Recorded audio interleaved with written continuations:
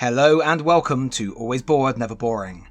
I have been begging for some solid information about the gameplay for Warhammer Quest Darkwater for a while now, and suddenly, Games Workshop have opened the floodgates. On Friday last week, they gave us more detailed information about the 7 heroes in the game, and now today they have finally shared some specifics about hero and enemy activations and basic combat. So I've had to think fast to throw something together to talk about it. And I am sorry if you aren't interested in Darkwater. I realise this is my 3rd video on the game in November alone, but Games Workshop dropped this stuff without any warning, making it difficult to know whether to wait to combine it all into a single video or just get the information out there into the world. So I've gone with the latter. I hope it won't bite me in the arse like covering Cursed City did. The good news is we now have a firm grasp of the turn-by-turn action. We even got to see Edmarc's character card. It has the same clean, clear, almost sterile design that is reminiscent of other Games Workshop products and modern Warhammer Quest products in particular. We can see Edmarc rolls a d6 for movement. Yup, it's a roll to move game. However, I am okay with that. You can mitigate your shonky dice rolls for a price, which we will look at momentarily. Each time he takes a hit, he rolls a d6. On a 3+, that hit is negated. And he has 10 wounds. Once he has taken those 10 wounds, he isn't dead, but he becomes vulnerable, and his game will spiral into a struggle session. Again, we will see more on that in a moment. Edmarc has one unique ability called Flaring Temper. It's passive as indicated by the infinity symbol, which means he doesn't spend energy to use it. I have to say, I'm slightly concerned if heroes are only going to have one unique ability each, which seems to be the case based on this article. Unique abilities make heroes, well, unique, and while too many can lead to gameplay stagnating, too few can limit options, especially when the ones you do have are passive and therefore don't necessarily create additional decision points. Hopefully, heroes will have plenty of opportunities to gain new skills. Edmarc's unique ability lets him roll a d6 and inflict a wound on a 5+ for each hit he successfully blocks. This works really well with his unique gear, a Manticore shield that he can expend, that's tapping for you magic folk, to instantly block one hit. Expended cards cannot be used again until they refresh, usually at the beginning of the hero's next turn. And that I like. Viewers may know I am a big fan of single-use items as I enjoy the decision making that comes with them. Knowing when and where to use a single-use item is exciting and fun. Here we have a permanent item that you can use only once per turn, so you are wiggling around in that same sort of design space. But the really interesting thing is how heroes pay for and take actions on their turn. As we spotted previously, each hero has 3 action cards: move, attack and aid. They are fairly straightforward.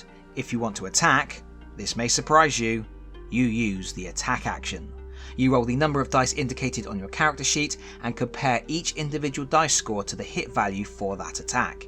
In Edmarc's case, each roll of a 3+ is a hit. Each roll of a 6 is a critical, which inflicts 2 hits. Then you subtract 1 hit for each point of defense the target has, applying the rest as damage. Simple. The interesting bit is your action cards serve 2 functions. They are your actions and also your means of paying for them. To perform an action, the relevant card must be ready, upright and not expended. But you must then generate the energy to pay to use that card. You can do this by expending the card for the selected action, or by expending any other ready action card. So if you want to move, you can expend your move card, but then you won't be able to move again until the move card refreshes at the beginning of your next activation. Alternatively, you could select a move, but then expend your attack or aid card to pay for the action. This means you can then select to move again that same turn. In fact, if you are prepared to forego your other actions, you could potentially make the same action 3 times. This is a really interesting way to deal with actions, especially as there are additional decisions woven into the fabric of the system. For example, if you are prepared to expend 2 action cards, you can use your move action to sprint. This guarantees a move of up to 6 spaces, so if you absolutely have to get to a certain spot that turn, you can forego other actions to sidestep the whims of a random movement roll. And I am sure there will be plenty of scenario specific actions and plenty of ways to refresh action cards or gain additional energy. Furthermore, there are additional hurdles to face once heroes are in the thick of it. For example, a hero may pick up the Splattered status. While they have this card, the only action they can perform is Struggle Free, which removes that status card. Struggling Free costs 1 energy, so a Splattered hero will need to expend one of their action cards to get back into the fight. And in a really interesting twist, if a hero loses all of their hit points, they become vulnerable. They flip their action cards over, and while the system is still the same, they now have a new set of actions: Struggle, Hinder, and Guard. These are weaker actions, but it means they are still able to do something. The bad news is, each time they take additional damage while vulnerable, one action becomes infected and requires 2 energy to use. Healing can be administered through the Aid action, or through items like the Aqua Goranis. This is a single-use item as indicated by the X symbol, but Bren Tylis has a special ability that means she doesn't have to discard items with this symbol. So, how are you going to pick up these injuries? Games Workshop have shared the Maya Kelpie enemy card to demonstrate. These mini monsters move 2 spaces, they have 0 defense and only 1 health, and during the enemy turn, 3 Kelpies will activate.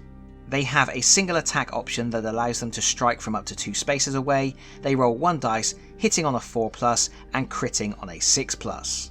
When enemies activate, you refer to the behaviour chart on the right side of their reference card. In the case of the Kelpies, in the first round they activate, you roll the black dice and perform the relevant action. In the next round they activate, you roll the red dice, which has more punishing results. In the third round they activate, the Kelpies perform their special ability. They splatter the nearest visible hero, or advance on them if they are already splattered. For the fourth round, you go back to the black dice and start the cycle again. So it's sort of a riff on the enemy activation systems we have seen in previous modern Quest games, just a little simplified and streamlined, which seems to be the order of the day. Rather than rolling a dice against a unique chart for each monster, you roll special custom dice with standardized actions. This will probably speed things up, but it could mean that enemies on the whole feel less varied and interesting. Anyway, I think that's all the juicy details for now. Ugh, I probably shouldn't say juicy when we're talking about Nurgle. Overall, I am liking a lot of what I see. The energy and action system has potential to be really interesting and to offer up some tough choices.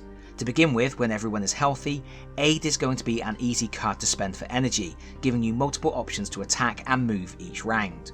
But as things get tense, you may have to make some tough calls, such as whether to spend an extra energy to guarantee a sprint, or to give up attacking to run to a friend's aid. I am less sold on the enemy activation system. I'm not sure how I feel about cycling through dice and special abilities.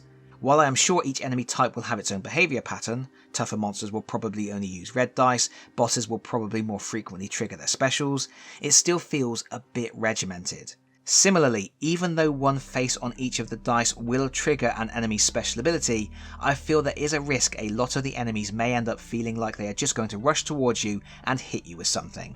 It would be a shame if really characterful enemy miniatures lack a lot of that character in action. But I feel so much better about Darkwater with each piece of solid information that Games Workshop shares. It is not the Warhammer Quest I was expecting, but I am intrigued, and I want to know more, which is good because the information is still coming. In the next reveal, we are going to learn more about scenarios and the map book. That should be good. I guess until then, that's it from me. Thank you so much for watching. If you like this video, please consider pressing the like button. If you really like this video, please consider subscribing if you don't already do so, and hopefully I will see you all again very soon. Bye bye everyone, bye bye.